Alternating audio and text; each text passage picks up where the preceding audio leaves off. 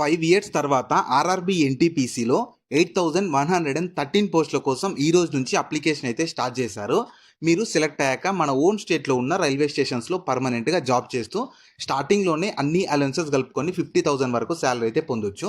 మన తెలుగులోనే exam conduct చేసి సెలెక్షన్ చేస్తారు. అది కూడా మన ఓన్ స్టేట్లోనే ఎగ్జామ్ కండక్ట్ చేసి సెలెక్షన్ అయితే చేస్తారు. సో నేను ఆల్రెడీ చెప్పాను మీకు ఈరోజు అప్లికేషన్ స్టార్ట్ అవుతుంది.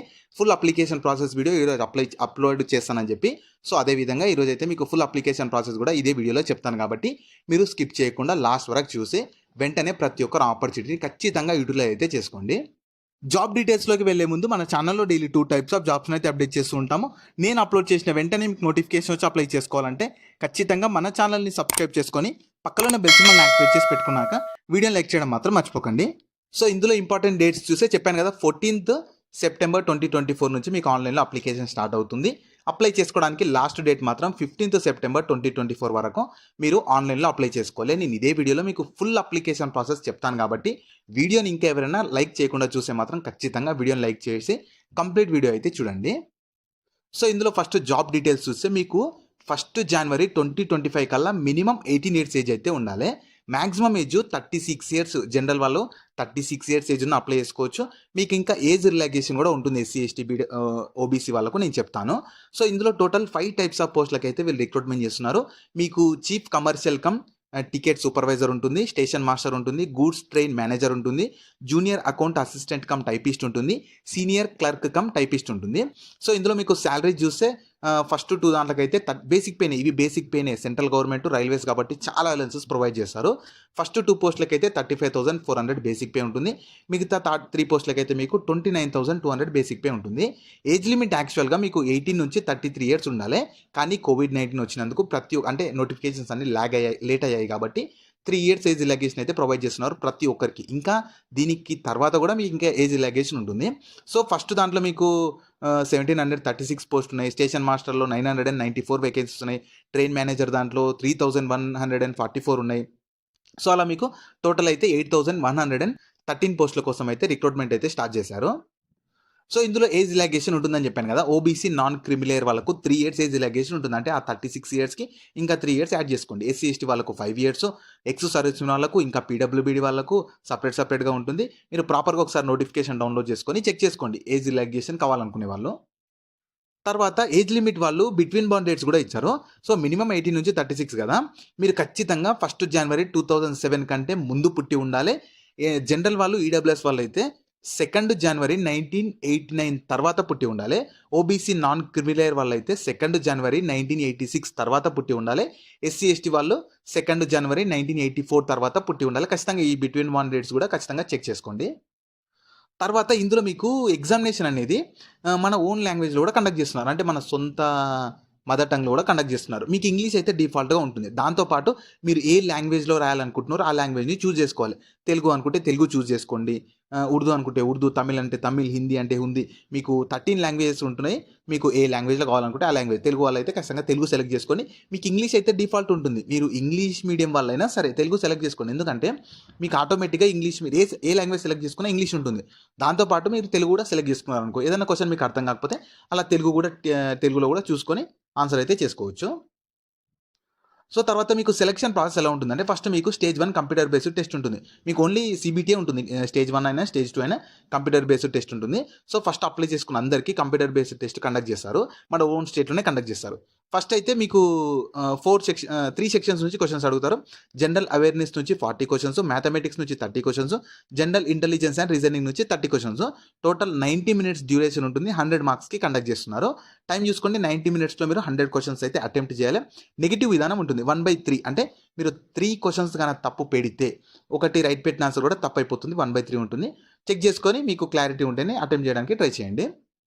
దాని తర్వాత మీరు కంప్యూటర్ బేస్డ్ స్టేజ్ 1లో క్వాలిఫై అయిన వాళ్ళకి సిబిటీ 2 కండక్ట్ చేస్తారు. స్టేజ్ 2 దీంట్లో మీకు సేమ్ జనరల్ కాకపోతే మీకు number of questions, number of marks అనేవి ఇంక్రీజ్ అయితే సేమ్ టైం మాత్రం 90 మినిట్సే ఉంటుంది. టైం ఇంక్రీజ్ కాదు కానీ number of questions, number of marks అయితే ఇంక్రీజ్ అవుతాయి. దీనిలో మీకు జనరల్ అవేర్నెస్ నుంచి 50 క్వశ్చన్స్, మ్యాథమెటిక్స్ నుంచి 35 questions, general intelligence and reasoning నుంచి 35 questions, total 120 questions, 120 marks, 90 minutes time ఉంటుంది. సేమ్ దీంట్లో కూడా మీకు 1/3 నెగిటివ్ ఉంటుంది. మీరు 3 తప్పు పెడితే ఒకటి రైట్ పెట్టిన ఆన్సర్ కూడా తప్పు అయిపోతుంది. కాబట్టి ప్రాపర్గా చూసుకొని అటెంప్ట్ అయితే చేయాలి. సో తర్వాత ఇందులో మీకు టోటల్ 5 టైప్స్ ఆఫ్ పోస్ట్ ఉన్నాయి కదా! దీనిలో మీకు first stage 1 computer based test, stage 2 computer based test అన్ని పోస్టులకి సేమ్ ఉంటాయి. తర్వాత గూడ్స్ ట్రైన్ మేనేజర్ దానికి, ఇంకా chief commercial come ticket supervisor దానికి ఓన్లీ స్టేజ్ 1, స్టేజ్ 2 కండక్ట్ చేసి డైరెక్ట్ డాక్యుమెంట్ వెరిఫికేషన్ కండక్ట్ చేసి సెలెక్షన్ చేస్తారు. తర్వాత స్టేషన్ మాస్టర్ దానికి మాత్రం మీకు స్టేజ్ 1, స్టేజ్ 2 తర్వాత మీకు computer based aptitude test conduct చేస్తారు. తర్వాత మీకు senior clerk cum typist, junior account assistant cum typist, దీనిలో పోస్ట్లోనే టైపిస్ట్ అని ఉంది కాబట్టి ఈ 2 పోస్టులకు మాత్రం CBT 1, CBT 2 తర్వాత టైపింగ్ టెస్ట్ కండక్ట్ చేసి సెలెక్షన్ అయితే చేస్తారు. సో మీరు ప్రాపర్గా మళ్ళీ ఒకసారి నోటిఫికేషన్ డౌన్లోడ్ చేసి చూసుకోండి, లేదంటే మళ్ళీ బ్యాక్ వెళ్ళి ఒకసారి చూసుకోండి. ఓన్లీ టైపిస్ట్ పోస్టులకి skill test typing test conduct చేస్తారు. స్టేషన్ మాస్టర్ దానికి computer based aptitude test conduct చేస్తారు. మిగతా 2 పోస్టులకి జస్ట్ CBT 1, CBT 2 కండక్ట్ చేసి దీనిలో మెరిట్ తీసి మీకు సెలెక్షన్ అయితే చేస్తారు. సో ఇందులో మీకు అప్లికేషన్ ఫీ అయితే ఛార్జ్ చేస్తున్నారు. అందరికీ ఉండదు, చాలా తక్కువ కూడా ఉంటుంది. చెప్తున్నాను చూడండి. ఫస్ట్ PWBD వాళ్ళు, female candidates, all female candidates, transgenders, ex servicemen వాళ్ళు, SC వాళ్ళు, ST వాళ్ళు, ఇంకా మైనారిటీ కమ్యూనిటీస్ వాళ్ళు, ఎకనామికల్లీ బ్యాక్వర్డ్ క్లాసెస్ వాళ్ళు 250 రూపీస్ అప్లికేషన్ ఫీ పే చేయాలి ఫస్ట్. కానీ మీరు కంప్యూటర్ బేస్డ్ స్టేజ్ 1 అటెంప్ట్ చేసిన వెంటనే ఆ 250 రూపీస్ మీకు రిఫండ్ అయితే చేస్తామని చెప్పి క్లియర్గా వాళ్ళు నోటిఫికేషన్లోనే ఇచ్చారు. తర్వాత మిగతా వాళ్ళంతా కింద ఇచ్చిన వాళ్ళు తప్ప మిగతా వాళ్ళందరూ 500 రూపీస్ పే చేయాలి ఫస్ట్. తర్వాత మీకు కూడా 400 రూపీస్ రీఫండ్ చేస్తారు first stage computer based test attempt చేసిన వెంటనే. సో ఇక్కడ only PWBD, female candidates, transgenders, ex servicemen వాళ్ళు, SC, ST, మైనారిటీస్, EBC వాళ్ళు తప్ప మిగతా వాళ్ళు 100 రూపీస్ మాత్రమే పే చేస్తున్నట్లు మిగతా వాళ్ళందరికీ రీఫండ్ అయితే చేస్తారు. కంప్యూటర్ బేస్డ్ టెస్ట్ అటెంప్ట్ చేస్తేనే, చేయకపోతే మళ్ళీ రీఫండ్ అయితే చేయరు. ప్రాపర్గా చూసుకోండి. సో ఇందులో అయితే మీకు టోటల్ 8,000+ పోస్టులు అయితే ఉన్నాయి కదా! కానీ మీకు జోన్ వైజ్గా డివైడ్ అయిపోతాయి. మీకు అంటే ఏ జోన్ కా జోన్ డివైడ్ అయిపోయి జోన్ వైజ్గా దానిలో మీకు యూనిట్ వైజ్గా డివైడ్ అవుతాయి. సో మన జోను, మన యూనిట్ వచ్చేసి అంటే మీరు ఏ దానికైనా అప్లై చేసుకోవచ్చు. అప్లై చేసుకునేటప్పుడు మీరు సెలెక్ట్ చేసుకోవచ్చు. కానీ మీరు ఏది అప్లై చేసుకుంటున్నారో మీకు అక్కడే లైఫ్ లాంగ్ మీకు అక్కడే జాబ్ అయితే ఉంటుంది కాబట్టి ప్రాపర్గా చూసుకొని అప్లై అయితే చేసుకోండి. మీరు ఎక్కడ అప్లై చేసుకుంటే ఆ జోన్ కిందనే మీరు ఇంకా జాబ్ అయితే చేసుకోవాలి.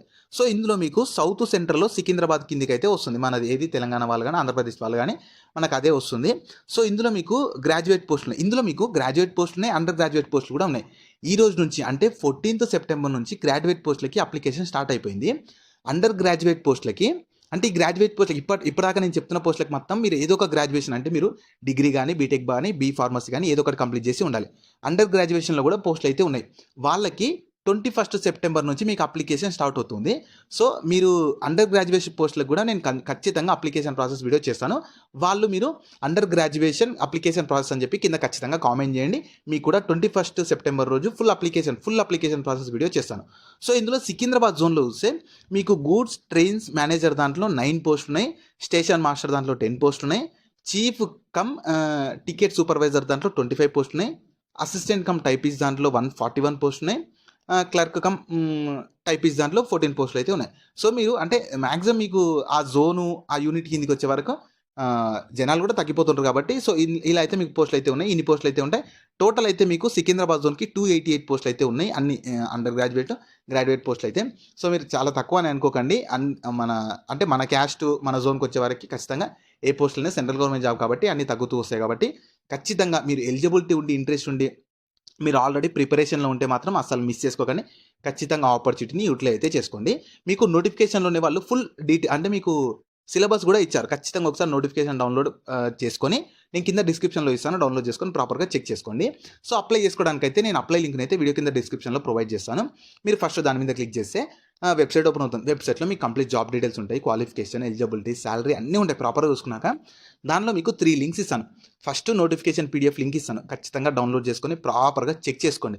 సిలబస్, మీ ఏజ్ లిమిట్, మీ అన్నీ చెక్ చేసుకున్నాక తర్వాత మీకు వేకెన్సీస్ నోటిఫికేషన్ PDF కూడా ఇస్తాను. ఖచ్చితంగా దాన్ని కూడా ఒకసారి డౌన్లోడ్ చేసుకొని చూసుకోండి. తర్వాత అప్లై లింక్ ఇస్తాను. అప్లై లింక్ మీద క్లిక్ చేస్తే డైరెక్ట్ స్క్రీన్ మీద అనిపిస్తున్నట్లు ఓపెన్ అవుతుంది. ఇందులో ఫస్ట్ అప్లై చేసుకోవడానికి నేను టిక్ చేశాను కదా అప్లై అని, ఇంకా దాని మీద క్లిక్ చేయండి. ఇందులో మీరు ఆల్రెడీ అకౌంట్ క్రియేట్ చేసుకున్నారనుకో, RRBలో మీరు ఆల్రెడీ ఇంతవరకు అకౌంట్ క్రియేట్ చేసుకొని ఇంతవరకు ALP అని చెప్పి, RPF అని చెప్పి చాలా నోటిఫికేషన్కి నేను అప్లికేషన్ ప్రాసెస్ చెప్పాను. మీరు అందులో ఆల్రెడీ అకౌంట్ క్రియేట్ చేసుకొని ఉంటే direct already have an account మీద క్లిక్ చేసి లాగిన్ అయిపోండి. లేదు ఇప్పటి వరకు నేను నాకు అసలు ఇందులో అకౌంటే లేదు అనుకున్నారనుకో, క్రియేట్ అన్ అకౌంట్ అని నేను టిక్ చేశాను కదా, దాని మీద క్లిక్ చేయండి.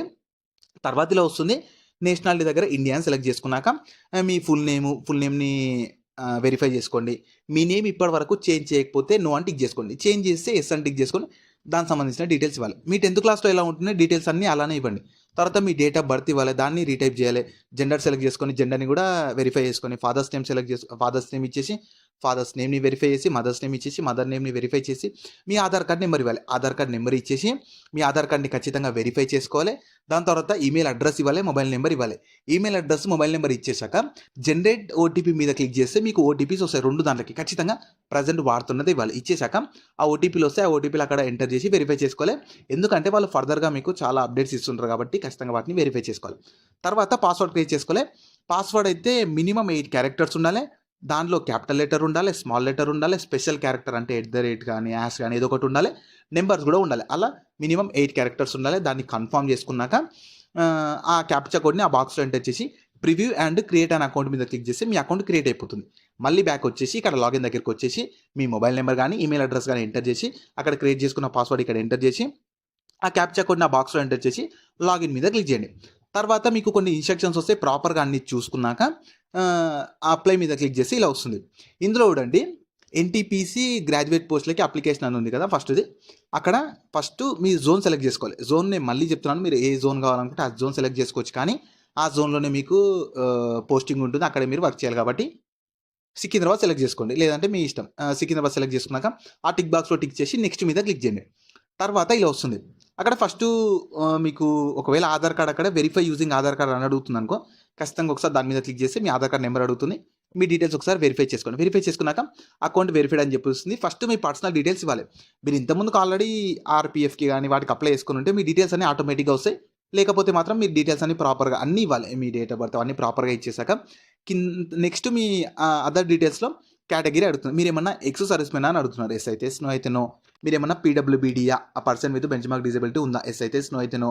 దాని తర్వాత మీకు ఏమైనా స్క్రైబ్ కావాలా, పీడబ్ల్యూబీడీ వాళ్ళు ఉంటే ఎస్ అయితే నో అయితే నో, లేని వాళ్ళు ఏం అవసరం లేదు. మీరు ఈబీసీ అయితే ఎస్ క్లిక్ చేసుకుని దానికి సంబంధించిన డీటెయిల్స్ ఇవ్వాలి, లేని వాళ్ళు నో టిక్ చేసుకోండి. తర్వాత అకౌంట్ నెంబర్ అడుగుతున్నారు, అకౌంట్ డీటెయిల్స్ అడుగుతున్నారు. ఎందుకంటే మీరు అకౌంట్ అప్లికేషన్ ఫీ పే చేస్తారు కానీ దాన్ని రీఫండ్ చేస్తామని చెప్పి వాళ్ళు క్లియర్గా ఇచ్చారు కాబట్టి వాళ్ళు రీఫండ్ చేస్తారు. కాబట్టి దానికి సంబంధించి account holder name, account number, మీ అకౌంట్ కన్ఫర్మ్ చేసుకొని IFSC code, bank name, bank address ఇచ్చేసి ప్రతి దాని దగ్గర మీరు కింద ఫస్ట్ సేవ్ మీద క్లిక్ చేసి తర్వాత నెక్స్ట్ మీద క్లిక్ చేయండి. తర్వాత మీ క్వాలిఫికేషన్ డీటెయిల్స్ ఇవ్వాలి. ఫస్ట్ మీ 10th క్లాసు, దాని తర్వాత 10+2 ఉంటే 10+2, దాని తర్వాత ఈ జాబ్స్కి బ్యాచిలర్స్ డిగ్రీ కాబట్టి ఖచ్చితంగా బ్యాచిలర్స్ డిగ్రీ, దానిలో డిసిప్లిను, దానిలో సబ్స్ట్రీము, స్టేటు, డిస్టిక్, కాలేజ్ నేము లేదా యూనివర్సిటీ, మీ రిజల్ట్ ఎప్పుడు వచ్చింది, అంటే రిజల్ట్ డిక్లరేషన్ ఎప్పుడు వచ్చిందని చెప్పి మీ సిఎంఎంలో ఉంటుంది. దానిలో ఇచ్చేసాక మీరు టైపిస్ట్ పోస్టులకి టూ ఉన్నాయి కదా టైపిస్ట్ పోస్టులు, దానికి సంబంధించి మీకు టైపింగ్ ప్రొఫిషియన్సీ ఉందా అని అడుగుతున్నారు. ఉన్న వాళ్ళు ఖచ్చితంగా ఎస్ అని టిక్ చేసుకోండి, లేని వాళ్ళు నో అని టిక్ చేసుకోండి. తర్వాత మీ డాక్యుమెంట్స్ అడుగుతుంది, అక్కడ అప్లోడ్ చేసి మీరు ఇంకా క్వాలిఫికేషన్ యాడ్ చేయాలనుకుంటే అక్కడ యాడ్ మీద క్లిక్ చేసి 7 మీద క్లిక్ చేసి నెక్స్ట్ మీద క్లిక్ చేస్తే మీరు రీసెంట్ పాస్పోర్ట్ సైజ్ ఫోటోని, సిగ్నేచర్ని అప్లోడ్ చేయాలి. నేను క్లియర్గా చెప్తాను, ఇక్కడ చాలా మంది కన్ఫ్యూజ్ అవుతున్నారు, చాలా మందికి రావట్లేదు. నేను చెప్తాను ఎలా చేసుకోవాలని చెప్పి. ఫస్ట్ మీ రీసెంట్ పాస్పోర్ట్ సైజ్ ఫోటోని తీసుకోండి, దాన్ని మీ ఫోన్లో ఫోటో తీయండి. అది ఆటోమేటిక్గా జేపీజీ ఫార్మేట్లోనే ఉంటుంది. తర్వాత దాన్ని మీరు ఏం చేయండి అంటే గూగుల్లోకి వెళ్ళి ఐఎమ్ రీసైజర్ అని ఒక వెబ్సైట్ని టైప్ చేస్తే మీకు ఫస్ట్ వెబ్సైట్ వస్తుంది. దానిలోకి వెళ్ళి మీ ఫోటోని అప్లోడ్ చేయండి. అప్లోడ్ చేశాక దాన్ని సైజ్లోకి కంప్రెస్ చేసుకోండి. మీకు అక్కడ ఇచ్చారు కదా ఎంఎం సెలెక్ట్ చేసుకొని అక్కడ 35x45 సెలెక్ట్ చేసుకోండి. సెలెక్ట్ చేసుకున్నాక 30 KB నుంచి 70 KB అడిగారు కదా, మీరు ఒక 60 KB ఎంటర్ చేసేసి డౌన్లోడ్ క్లిక్ చేస్తే ఆటోమేటిక్గా మీకు ఒక ఫోటో వస్తుంది. ఆ ఫోటోని డైరెక్ట్ ఇక్కడ తెచ్చి అప్లోడ్ చేస్తే మీకు ఎలాంటి ప్రాబ్లం రాదు, డైరెక్ట్ అప్లోడ్ అయిపోతుంది. తర్వాత సిగ్నేచర్ కూడా సేమ్, ఫస్ట్ మీ ఒక వైట్ పేపర్ మీద మీ సిగ్నేచర్ చేయాలి. మీ సిగ్నేచర్ చేసి స్మాల్ లెటర్స్లో ఉండాలి. సిగ్నేచర్ చేశాక ఆ సిగ్నేచర్ని మీ ఫోన్లో ఫోటో తీయాలి. ఫోటో తీసి సేమ్ మళ్ళీ గూగుల్లోకి వెళ్ళి ఐఎమ్ రీసైజర్ అని వెబ్సైట్ క్లిక్ చేస్తే దానిలో ఫోటో అప్లోడ్ చేసి దానిలో సైజు 50 mm నుంచి 20 mm ఉండేలాగా ఎంటర్ చేసి ఆటోమేటిక్గా జేపీజీ ఫార్మాట్లోనే ఉంటుంది. తర్వాత ఒక 30 KB నుంచి 70 KB అడిగారు కాబట్టి సేమ్ ఒక 60 KB పెట్టుకోండి, 60 లేదా 65 KB పెట్టేసుకొని డౌన్లోడ్ చేసుకుంటే వచ్చేసాక ఇక్కడ బ్రౌజ్ మీద క్లిక్ చేసి దాన్ని కూడా అప్లోడ్ చేసేయండి. తర్వాత మీరు జోన్ కానీ పోస్ట్ ప్రిఫరెన్స్ ఇవ్వాలి. ఫస్ట్ మీకు ఇలా వస్తుంది, మీరు చూసుకోండి. మీకు టైపింగ్ నాలెడ్జ్ ఉందనుకో ఫస్ట్ టైపింగ్ పోస్ట్ ఇవ్వండి. అంటే మీరు ఎలా ప్రిఫరెన్స్ ఇస్తే మీకు ఆ పోస్ట్కి ప్రిఫరెన్స్ ఇవ్వడానికి ట్రై చేస్తుంటారు. సో మీకు ఎలా కావాలనుకుంటే అలా ఫస్ట్ మీరు ఫస్ట్ ఎగ్జాంపుల్ స్టేషన్ మాస్టర్ కావాలనుకుంటే ఫస్ట్ రైట్ సైడ్‌లో ప్లస్ ఉంది కదా! దాన్ని క్లిక్ చేసుకోండి. తర్వాత గూడ్స్ ట్రైన్ మేనేజర్ కావాలనుకుంటే సెకండ్ దాని మీద. దాని తర్వాత టికెట్ సూపర్వైజర్ కావాలనుకుంటే దాని మీద. అలా క్లిక్ చేస్తే మీకు ఇలా వస్తుంది రైట్ సైడ్‌లో. నేను ఇలా టిక్ చేసుకున్నాను ఎగ్జాంపుల్ కోసం. ఫస్టు గూడ్స్ ట్రైన్ మేనేజరు, దాని తర్వాత గూడ్స్ ట్రైన్ మేనేజరు, దాని తర్వాత టికెట్ సూపర్వైజర్ అని చెప్పి ఎగ్జాంపుల్‌కి అలా టిక్ చేసుకున్నాను. మీకు ఏది ఇంట్రెస్ట్ ఉండి, ఏది ఎలిజిబిలిటీ ఉంటే అలా క్లిక్ చేసుకున్నాక నెక్స్టు కిందకి స్క్రోల్ చేస్తే డిక్లరేషన్ కోసం అవన్నీ టిక్ చేసుకొని మీరు ఏ ప్లేస్ నుంచి అప్లై చేసుకుంటున్నారో ఆ ప్లేస్ అక్కడ ఎంటర్ చేసి సేవ్ మీద క్లిక్ చేసి సబ్మిట్ మీద క్లిక్ చేస్తే ఒకసారి ప్రివ్యూ చేసుకోమని అడుగుతుంది. మీ డీటెయిల్స్ అన్నీ వస్తాయి. ఖచ్చితంగా ప్రాపర్‌గా ప్రివ్యూ చేసుకోండి. మీ క్వాలిఫికేషన్, ఫోటో, సిగ్నేచర్ అన్నీ ప్రాపర్‌గా అయ్యాయా లేదా చెక్ చేసుకోండి. ఎందుకంటే ఒక్కసారి మీరు ఇక్కడ ఆ టిక్ బాక్స్‌లో టిక్ చేసి సబ్మిట్ మీద క్లిక్ చేస్తే మీరు మళ్ళీ ఎడిట్ చేసుకోవడానికి రాదు కాబట్టి ఖచ్చితంగా ప్రాపర్‌గా చెక్ చేసుకొని ఏమన్నా ఎడిట్ చేసుకోవాలనుకుంటే మళ్ళీ అక్కడ ఎడిట్ చేసుకొని సబ్మిట్ మీద క్లిక్ చేస్తే నెక్స్ట్ పేమెంట్ అడుగుతుంది. Payment SC, ST, SC, ST, PWBD, female candidates మిగతా వాళ్ళంతా ₹250 పే చేయాలి. మిగతా వాళ్ళు 500 పే చేస్తే మీకు రీఫండ్ అయితే చేసేస్తారు. సో మీరు అప్లై చేసుకున్నాక వాళ్ళు ఫర్దర్‌గా ఎగ్జామినేషన్ డేట్స్ అయితే మీకు అప్డేట్ చేస్తూ ఉంటారు. మీ ఈమెయిల్ ఐడి, ఫోన్ నెంబర్ అందుకే వాళ్ళు ప్రాపర్‌గా తీసుకున్నారు. వాళ్ళ ఈమెయిల్ ఐడి, ఫోన్ నెంబర్‌కి కూడా అప్డేట్ చేస్తూ ఉంటారు. చెక్ చేస్తూ ఉంటే వాళ్ళు ఎగ్జామ్ కోసం అయితే అప్డేట్ చేసి మీకు ఎగ్జామ్ అయితే కండక్ట్ చేసి సెలక్షన్ అయితే చేస్తారు.